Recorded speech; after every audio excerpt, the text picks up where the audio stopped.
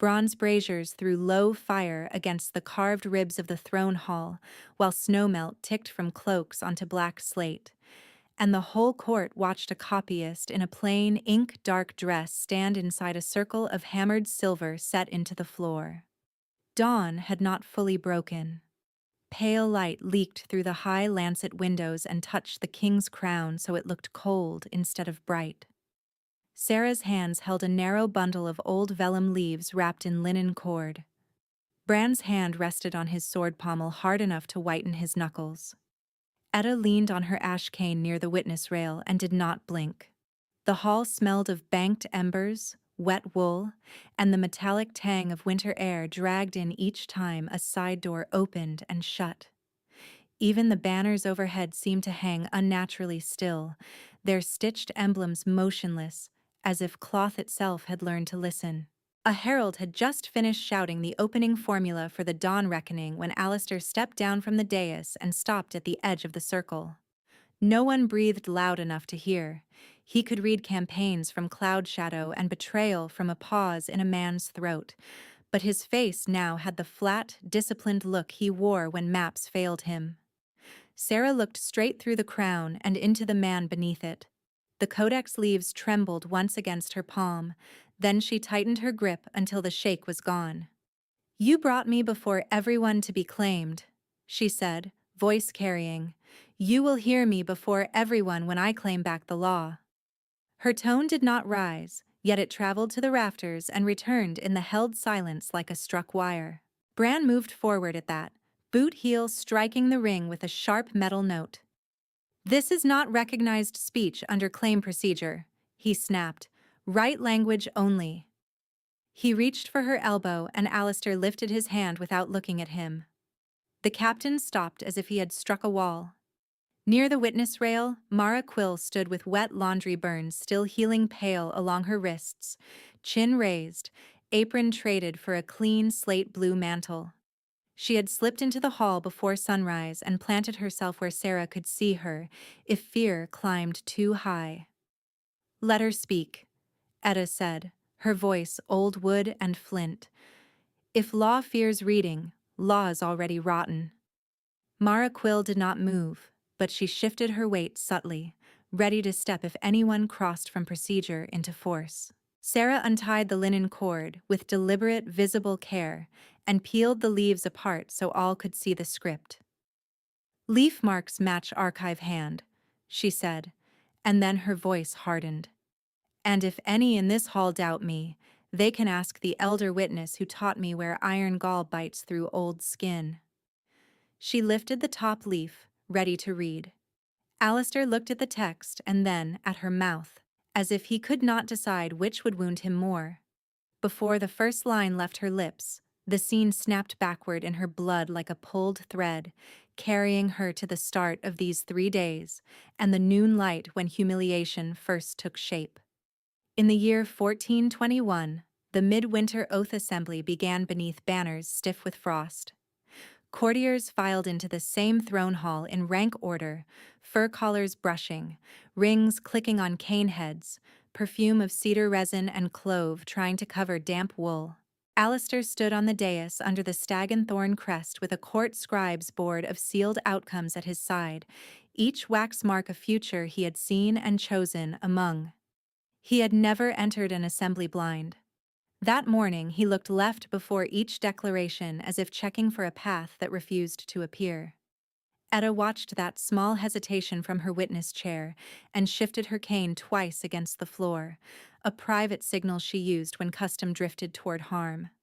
Those closest to the dais noticed and looked away, because everyone in that room understood her signals, and almost no one liked what they implied. Sarah had been summoned from the archive vault at dawn, with ink still under her nails and told to stand by the dais as a coerced claimant under succession contingency. The phrase sounded legal enough to quiet objections and cruel enough to make mouths twitch. She wore a plain copyist's dress and a borrowed winter cloak too large at the shoulder. A pale birthmark at her throat, long hidden under linen scarves in the stacks, had been left uncovered because the steward who fetched her said, "Marks are evidence in claim rights." She kept her back straight and looked at the mosaic line between stones, rather than at the tiered seats where men who had never smelled moldy vellum judged her usefulness.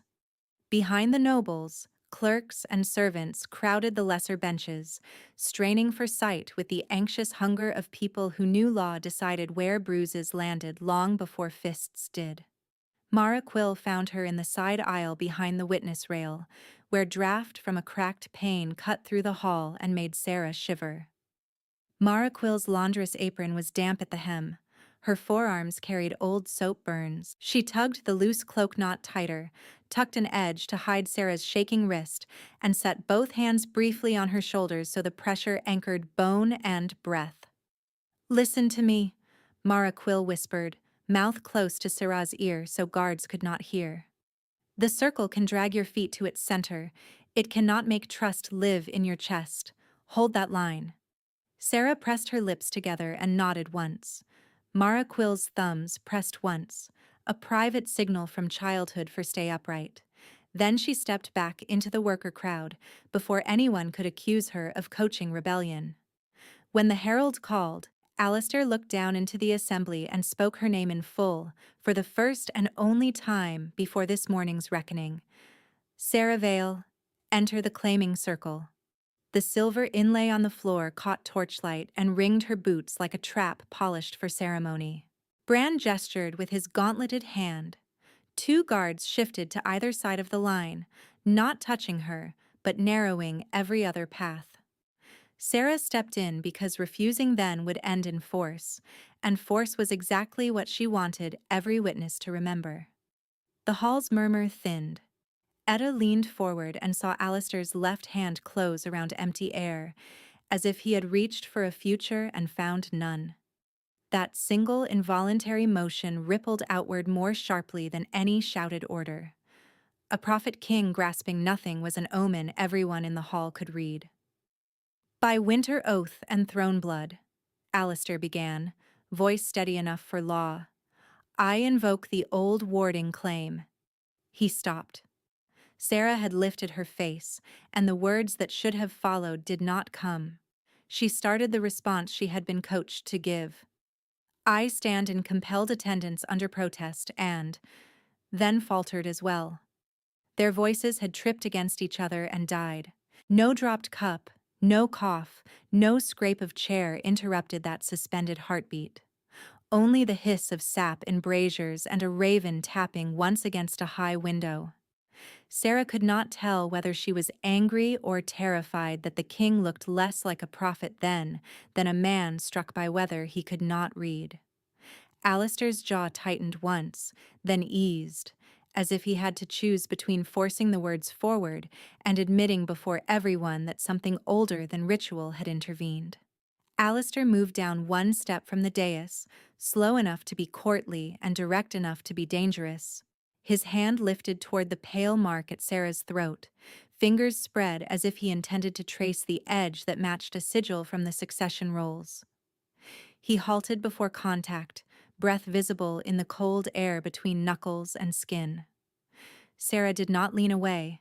She did not offer herself either. She held his gaze and let him feel the refusal as a wall built without motion. Somewhere behind them, a ring struck stone because someone had dropped it. Bran shifted his weight, waiting for command. Etta's cane tip pressed so hard into slate the ferrule squealed. The gap between hand and skin became its own testimony. The court witnessing both possibility and restraint, neither yet translated into law. "I reject this bond," Sarah said, each word bitten clean. "Not in secret, not later, now, before witnesses." The hall cracked open with whispers and indrawn breath. Bran seized the opening like a hound takes blood. "Crown law compels continuance of right attendance under refusal clause," he announced, voice amplified by rank and habit. "Claimant is remanded to ceremonial quarters pending completion." He nodded, and the guards stepped in close, hands hovering at Sarah's elbows. Alistair did not countermand him. He only dropped his hand and looked at the silver circle as if it had become a script he no longer trusted. Sarah walked out, flanked by Steele, shoulders rigid, jaw locked so hard a muscle jumped in her cheek. As she passed the witness rail, she met Mara Quill's eyes for half a breath and saw no pity there, only furious steadiness. Ceremonial quarters sat inside the hall complex, carved for captives who needed to appear respectable from a distance. Her room had one narrow window set high, a basin with cracked glaze, and a bed frame whose ropes creaked when she turned. Guards remained outside the painted jurisdiction stripe in the corridor because Brand's authority ended at that line. Inside, no one could lay hands on her without additional writ. He stood there anyway, boots planted on the stripe, reciting procedure through the half-open door as if words could occupy air like chains. "Attendance at dawn review is mandatory," he said. "Compliance preserves dignity." Sarah laughed once, a harsh scrape, and shut the door on his last syllable. The latch clicked with more satisfaction than safety, but it was the only sound in that corridor she could control. Night brought archive smells she could not stop remembering. Glue, old dust, iron gall, warm wax, the sweet rot of leather. She sat on the floor with her back to the bed frame and traced letters on her palm from memory to keep panic from taking her lungs. Her training had been precise, almost devotional. Copy without adding, verify without flattering, note where the hand changes, note where later power scratches over older intent. If she survived this, text would be her weapon. If she failed, the hall would remember her bowed head and call it fate. She pressed her thumb against the birthmark at her throat until the skin warmed and the shape felt like hers again. She recited catalog numbers under her breath, the way some people recited prayers, letting the familiar sequence of shelf, wing, and date steady her pulse against the muffled bootsteps outside. Before dawn bled into gray, Mara Quill slipped through the service corridor with a laundry cart piled in clean sheets. She timed her walk to the clatter of kitchen pails so the guard at the corner heard work, not trespass. Under the folded linen sat a narrow cedar case stolen from the archive quarantine shelf, seal wax scraped, but not broken. Mara Quill kicked the room door softly, entered, and dropped to her knees beside Sarah without preamble. "I found what the elders hid behind mold warnings," she said, breath fogging in the cold. 12 leaves from the old codex, not commentary. Original hand? She opened the case and revealed vellum edges darkened by smoke and age. "I signed out 2 false bundles to cover the gap," she added, voice tight with adrenaline. "If they count before midday, I'm finished anyway, so read fast." Sarah's fingers hovered above the top leaf before touching it, a copyist's reflex of reverence and fear. The script leaned left, old court hand from before modern formalism, with rubric marks at margins where ritual responses had later been shortened. She scanned lines, lips moving silently. "Mutual warding," she whispered. "Not ownership, not seizure. Shared obligation, revocable by either lifeholder under witness." Her voice cracked on the final phrase. Mara Quill nodded, then flinched toward the door as boots struck the corridor in quick rhythm. A guard's shadow cut across the threshold. "Inspection!" he barked. Mara slammed the case shut and shoved it under the bed frame with her foot as the latch lifted. Sarah snatched a folded shift from the cart and tossed it over the bed corner in one practiced motion, masking any awkward angle where cedar might catch the eye. The guard shoved the door wide enough to fill it with his shoulders and glare. Brand stood behind him, expression composed into official boredom, which was how he looked when he wanted someone to panic first. His eyes moved from Sarah's face to Mara Quill's damp hem to the laundry cart. "Unauthorized visit," he said. "Laundress, step into corridor." Mara Quill rose slowly, hands visible, jaw set. She had smuggled soap cakes and bread before. This was different, and she knew it. As she crossed the threshold, her ankle knocked the bed frame and the hidden cedar case thudded once against wood. Brand's head turned toward the sound, and Sarah coughed hard to cover it, doubling over as if sick. She kept coughing until her eyes watered, adding a wet rasp that made even the guard flinch back from the doorway. Bran ordered the guard to fetch a physic and kept Mara Quill on the stripe for questioning, while Sarah spat basin water and swore at invented cramps. The delay bought a sliver of time. When Bran finally stepped inside to inspect, he kicked only at obvious places: chest, hearth niche, linen shelf. He missed the case wedged flat behind the bedrope crossbeam. Mara Quill endured his questions with laundress plainness, saying she had brought fresh cloth because blood from female distress stains ceremony linen and no one wanted that before dawn review. Bran sneered but had no procedural hook to hold her past shift call. He dismissed her with a warning that sounded almost disappointed. Mara Quill left without looking back.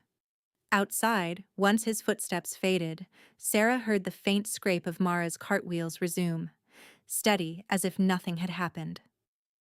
After guards changed and corridor noise dulled, Alistair entered alone. No herald announced him. He wore no crown, only a dark wool coat over plain black shirt, and his hair was unbound at the neck, as if he had come in haste or frustration. He stopped just inside the painted line and waited for Sarah's permission before stepping farther, a restraint so unexpected she noticed it before anger could answer. Candlelight cut hard planes across his face. Sleeplessness had darkened the skin beneath his eyes. "I should not be here without witnesses," he said. "I am here anyway." Sarah sat upright on the bed edge, one hand braced behind her, the other resting over the hidden case as if merely warming the blanket.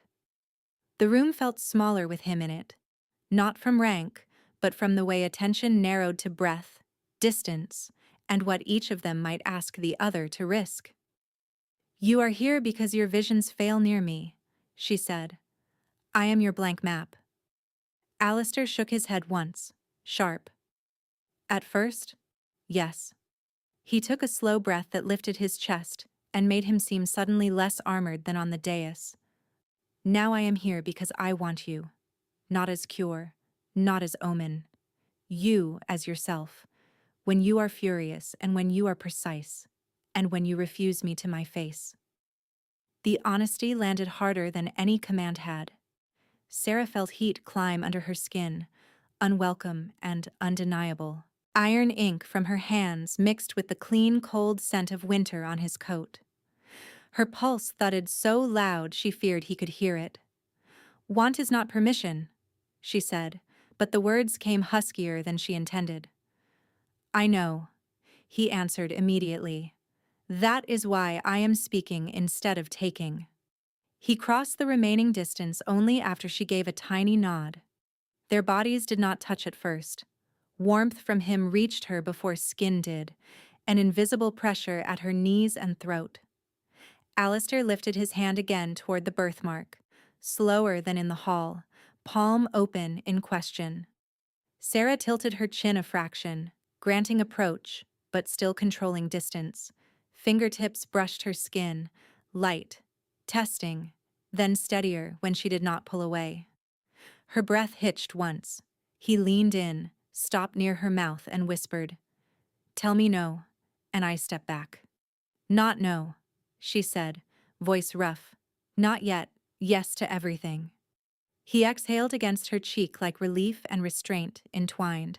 For a suspended moment, both of them stayed there, eyes open, learning the shape of a boundary spoken aloud instead of assumed. They did kiss then, brief and startling, his lower lip cold, hers dry from fear. The contact sent a tremor through both of them that had nothing to do with prophecy.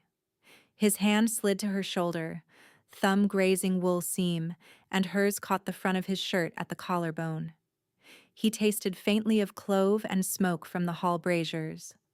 Desire rose fast, inconvenient and bright, carrying the dangerous ease of falling into a story already written by ritual and crown. Sarah broke the kiss first. She pressed her forehead against his and spoke between breaths.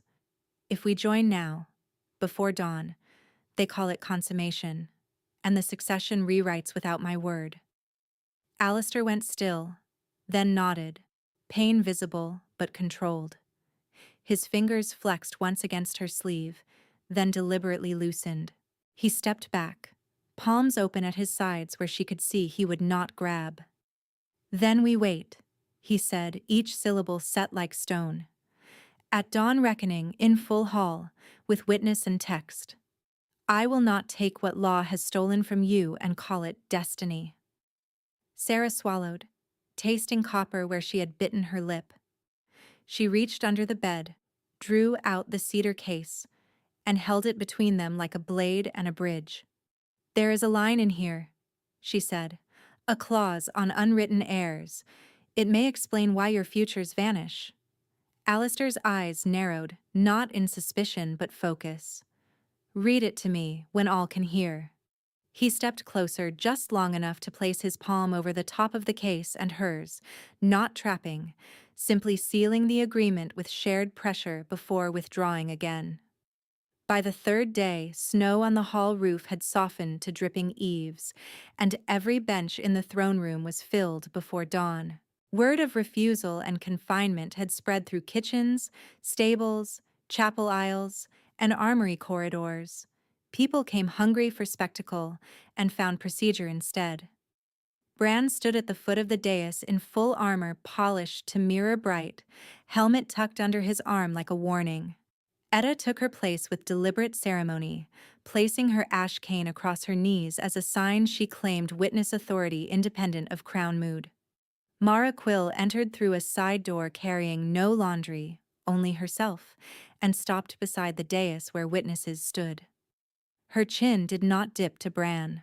Her presence drew quick glances from servants in the back rows, who knew exactly what risk she had taken and exactly what punishment might still fall if this hearing turned. Alistair wore crown and oath chain this time, symbols restored but not hiding strain. When Herald formula ended, he faced the hall and spoke first. Claim procedure is suspended pending text examination, he said. Bran's head snapped toward him. Your Grace, suspension requires council seal. Then let this assembly be council in open hearing, Alistair replied, voice sharper. Murmurs surged. Sarah stepped into the silver ring with the vellum bundle against her chest and looked not at the king, but at the benches where laundresses, clerks, and lesser officers had packed themselves shoulder to shoulder behind furred nobles. She lifted the top leaf and read in old diction, each consonant clear as struck flint. As she read the first line, the hall's restless shifting settled into stillness so complete that even the braziers seemed to hush. Warding claim shall be entered by compelled attendance only, she read. For threat must be named before it can be bound. Yet consent of body and vow of mind remain separate holdings under heaven. No hand may seize both by crown, right alone. Gasps rippled, thin and shocked. Bran barked, interpolated text, unverified. Sarah did not look at him. She raised a second leaf where wormholes aligned with the first and exposed matching stitch scars. Same hand, same spine tears, same iron gall bloom, she said. Elder witness, attest. Etta rose with effort, took the leaf, held it near brazier light, and nodded once. Authentic. I copied from this as a novice before the passage was hidden. Etta turned the leaf so the nearest benches could see the abrasion where later scraping had failed to erase the older line completely. A visible scar of manipulation no rhetoric could smooth away. Sarah continued through the 12 leaves, selecting not all lines but those that mattered. Mutual warding, revocability, witness obligations, penalties for coercive touch, and the neglected clause near the final margin where cramped script diverged from standard formula. She read that clause slowly so no one could pretend mishearing. Where line of succession meets an unwritten line, foresight shall fail by lawful mercy. That choice may breathe where script cannot hold. The hall shifted from scandal to stunned comprehension. Etta's cane knocked once against stone. Unwritten line, she repeated. Not bloodless, unrecorded by design, protected from seizure by prophecy. Alistair closed his eyes briefly and opened them with something like grief and relief crossing at once. On the back benches, two junior clerks began scribbling the clause onto scrap tablets, hands shaking as they wrote, because everyone present understood that memory alone would be contested by noon. Bran stepped forward despite the king's earlier stay gesture, armor ringing. "This is sedition in vellum clothing," he said. "Claimant remains confined until council review." He reached toward Sarah's arm. Mara Quill moved before she thought, planting herself between Gauntlet and Sarah with both palms up. "Touch her and name the clause that grants you mind right," Mara Quill said, voice carrying farther than she expected.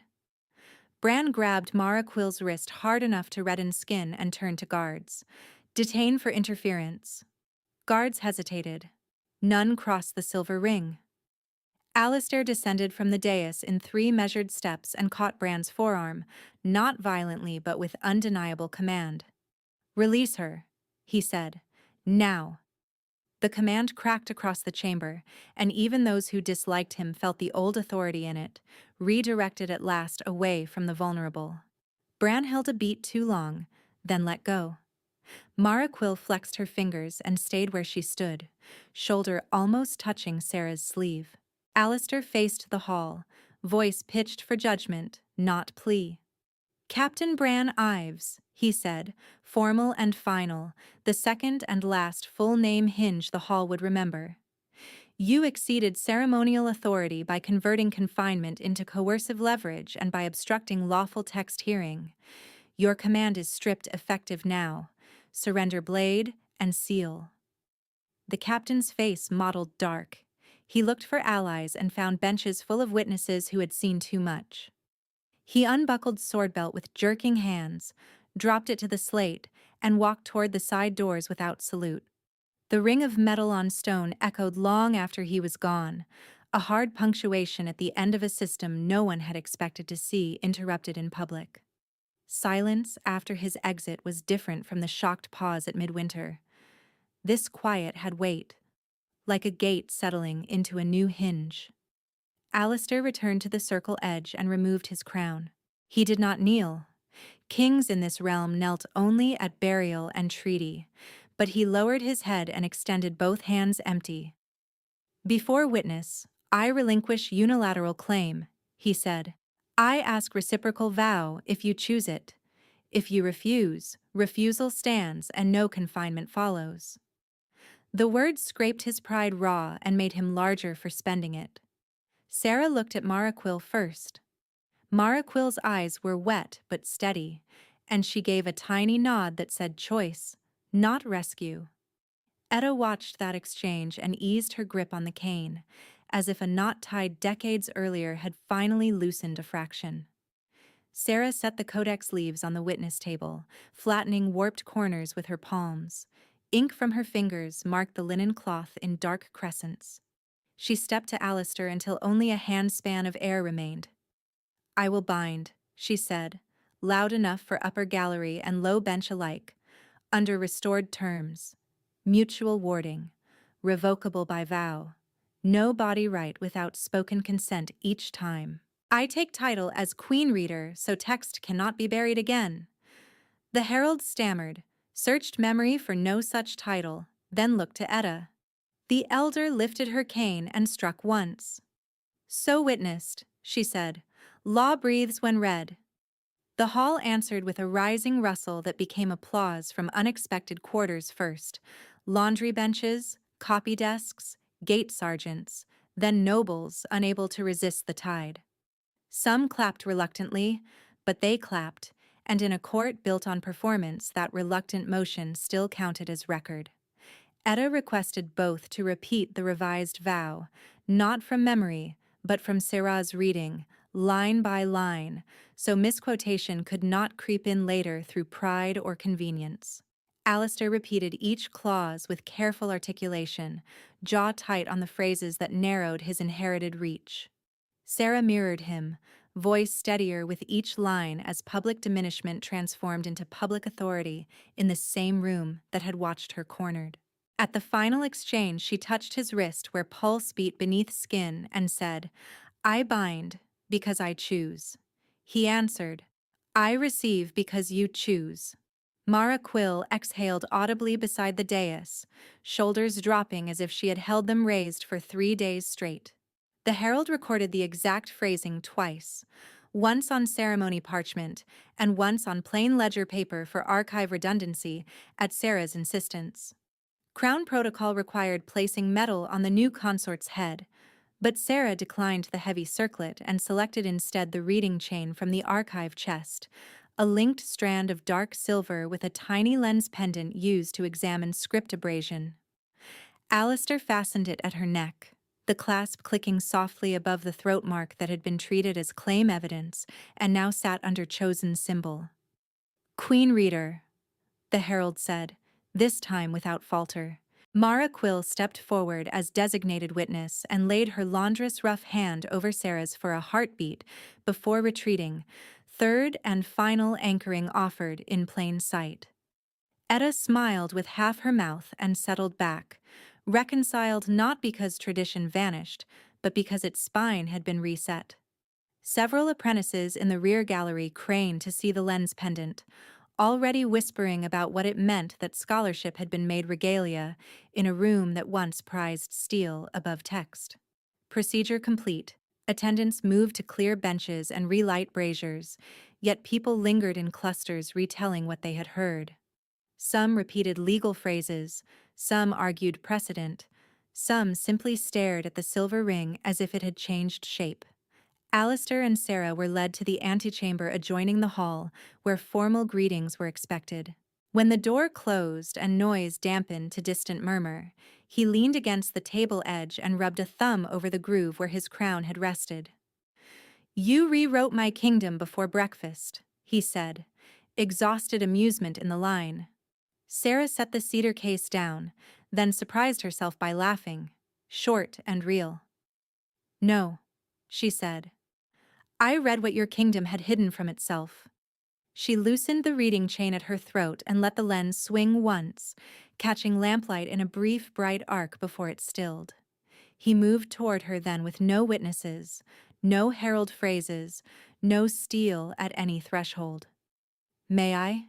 he asked, hand hovering near her jaw. She nodded. This kiss was slower, less desperate than in confinement, and far more dangerous because nothing external forced pause except their own terms. His palm cupped the side of her neck just below the reading chain. Her fingers slid into his hair and felt a knot he had failed to comb out in the rush to dawn. Heat gathered low in her belly and climbed again, familiar now, no longer mistaken for panic. When he shifted to lift her onto the table edge, she pressed his chest and smiled against his mouth. "After food," she said. "Consent also includes timing." He groaned softly and rested his forehead against hers in surrender.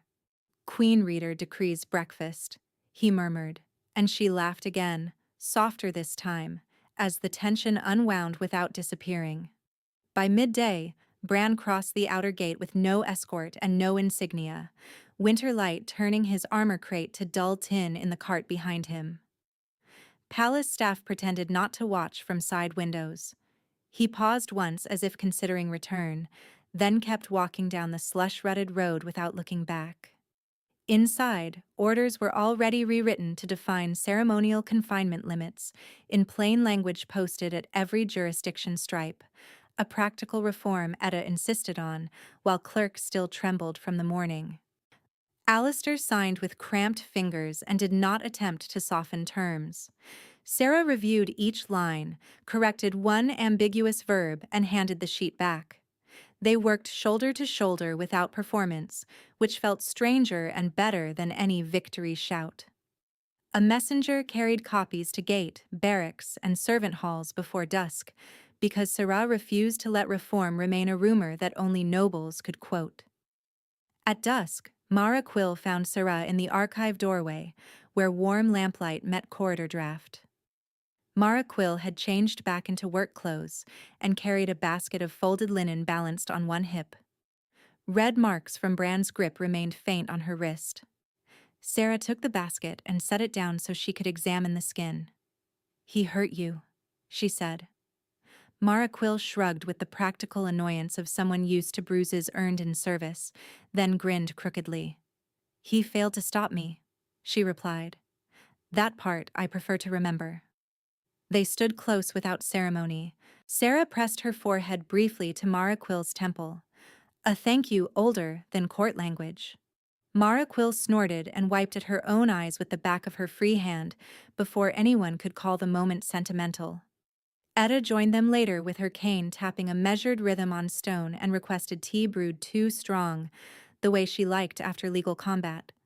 She took a stool, accepted a cup, and watched Sarah rewrap the 12 leaves in fresh linen. "Do not worship those pages," Etta said. "Text can hide as easily as reveal when bad hands hold it."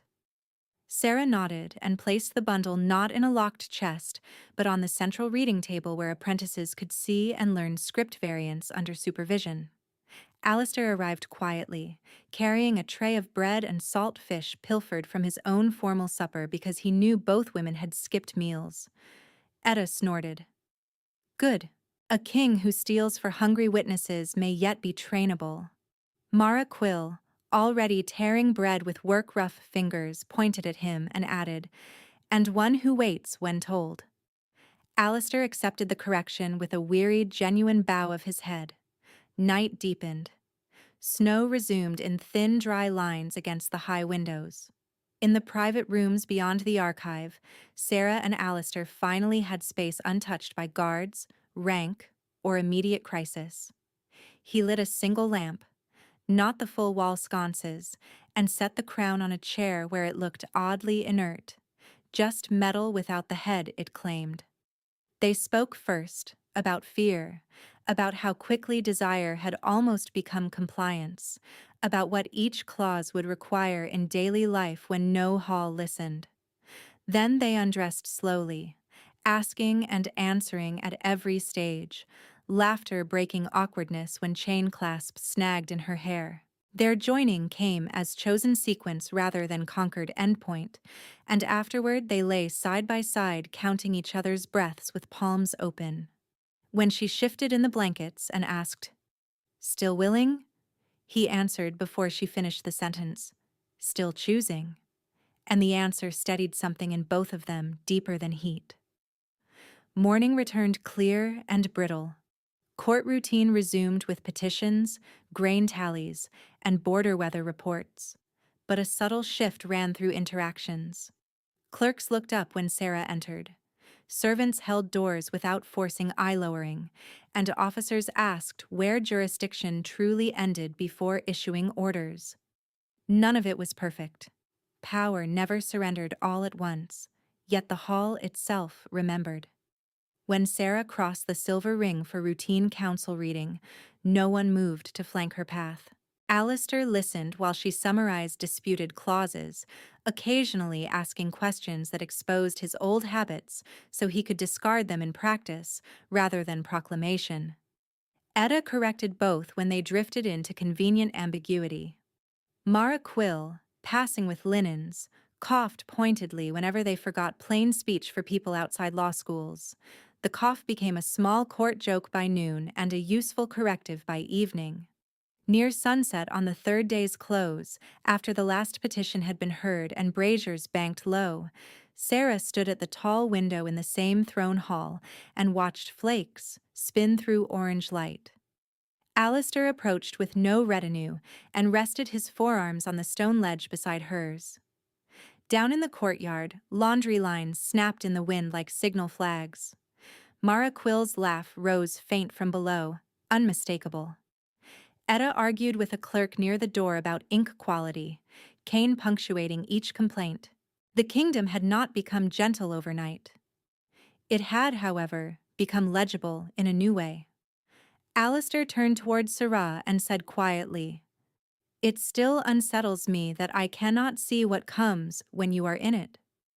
His voice held no accusation now, only the vulnerable admission of a man learning to stand without the crutch he had mistaken for destiny. She looked at him, then out at the darkening sky where the first evening star fought through cloud. Her hand found his and threaded fingers with deliberate pressure. "Good," she said, a small smile cutting through fatigue. "I find that reassuring." He let out a laugh that sounded like something unclenching after years of white-knuckled certainty. Outside, the wind struck the window, then eased. Inside, their joined hands remained steady on cold stone as the hall lights dimmed and the night settled without command. In the lower courtyard, Mara Quill called up for someone to mind the laundry before it froze stiff again, practical as ever, and Sarah smiled wider at the ordinary sound anchoring the extraordinary day.